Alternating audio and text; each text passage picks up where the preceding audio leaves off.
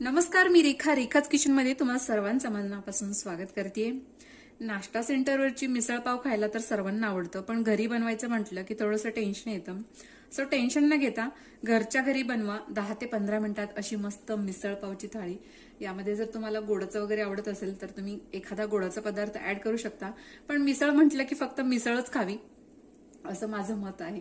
So तुम्हाला काय खायचंय ते तुम्ही ठरवू शकता. पण आपण आज बघणार आहोत झणझणीत अशी नाश्ता सेंटरवरची मिसळ कशी बनवायची आहे. यासाठी आपल्याला साहित्य काय लागणार आहे, चला तर मग बघून घेऊया.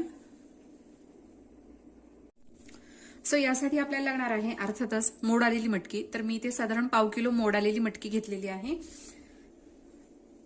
त्याचप्रमाणे आपण काही इथे मसाले घेतले आहेत, ज्यामध्ये आहेत तीळ, खसखस, दालचिनी, 4 ते 5 लवंग, 2 वेलची. चव बॅलन्स होण्यासाठी इथे आपण वेलची